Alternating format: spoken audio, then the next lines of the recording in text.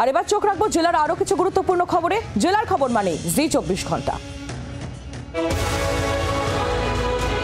Mobile চোর সন্দেহের যুবককে পিটিয়ে খুনের অভিযোগে গ্রেফতার তৃণমূল নেতা।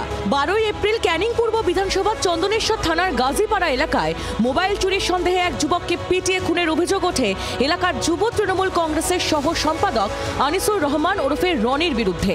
অবশেষে গোপন সূত্রে খবর পেয়ে অভিযান চালিয়ে হরিয়ানা থেকে ওই যুব তৃণমূল নেতাকে গ্রেফতার করে চন্দনেশ্বর থানার পুলিশ।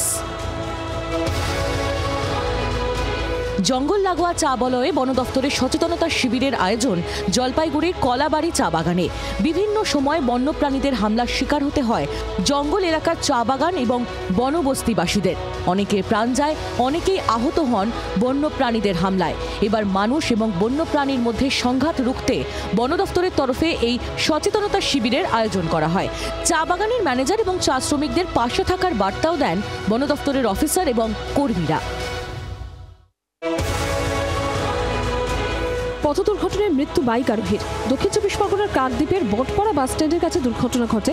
নামখানার দিক থেকে আসার সময় নিয়ন্ত্রণ হারিয়ে গাছের সজোরে ধাক্কা মেরে উল্টে যায় বাইক। গুরুতর জখম হন বাইক আরোহী। নাম অসীম দাস, দারিকনগরের বাসিন্দা। স্থানীয়রাই দ্রুত উদ্ধার করে হাসপাতালে নিয়ে যাওয়ার পথেই মৃত্যু হয় যুবকের। পুলিশ দেহ ময়না তদন্তের জন্য পাঠিয়েছে। কিভাবে দুর্ঘটনা, তদন্ত শুরু করেছে পুলিশ। বাজারে লিজের টাকা তোলাকে কেন্দ্র করে তৃণমূলের দুই গোষ্ঠীর মধ্যে সংঘর্ষ, এলাকায় উত্তেজনা। আহত দুপক্ষের বেশ কয়েকজন। ঘটনা হাড়োয়া থানার ঝাড়াতলা বাজার এলাকার। গন্ডগোলে এলাকার বাড়ি ভাঙচুর, লুটপাট চালানোর অভিযোগ উঠেছে। স্থানীয় এক তৃণমূল কর্মীর মাথা ফাটিয়ে দেওয়ারও অভিযোগ। পরিস্থিতি সামলাতে এলাকায় মোতায়েন পুলিশ। কলকাতার হোটেলে অগ্নিকাণ্ডের ঘটনার পর নড়েচড়ে বসেছে জলপাইগুড়ি জেলা প্রশাসন। শহরের হোটেল, রেস্তোরাঁ, লজগুলোতে অগ্নি নির্বাপন ব্যবস্থা, ফায়ার লাইসেন্স ঠিকঠাক আছে কিনা খতিয়ে দেখতে অভিযান শুরু হয়েছে। পুলিশ, দমকল, জেলা প্রশাসনের আধিকারিকেরা অভিযান চালাচ্ছেন। অভিযানে সামিল পুরসভা।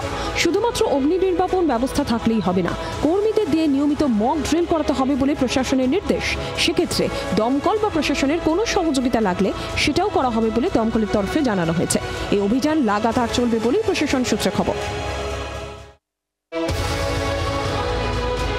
দারিদ্র্যকে জয় করে মাদ্রাসা এডুকেশন বোর্ডের মাধ্যমিকে নজর কাড়া সাফল্য পূর্ব মেদিনীপুরের কাঁথির গিমাগ এরিয়ার মেধাবী ছাত্র শেখ রেহান উদ্দিনের। ওয়েস্ট বেঙ্গল বোর্ড অফ মাদ্রাসা এডুকেশনের মাধ্যমিক পরীক্ষায় 723 নম্বর পেয়ে জেলার মধ্যে তৃতীয় স্থান অধিকার করেছে সে। রেহান চায় ইঞ্জিনিয়ার হতে, তবে কিভাবে তার এই স্বপ্ন পূরণ হবে সেটা ভেবেই দিশেহারা রেহান ও তার পরিবার। রেহানের বাবা শেখ আব্দুল আলিম পেশায় একজন সাধারণ লেদ মেকানিক। এই পরিস্থিতিতে সরকার বা কোনো সংস্থা যদি শেখ রেহান উদ্দিনের উচ্চশিক্ষার জন্য সহযোগিতার হাত বাড়ায় তবে কিছুটা আশ্বস্ত হতে পারে তাঁর পরিবার। স্বপ্ন পূরণ হতে পারে মেধাবী রেহানের। বাংলার আওয়াজ, বাঙালির আবেগ, জি 24 ঘন্টা।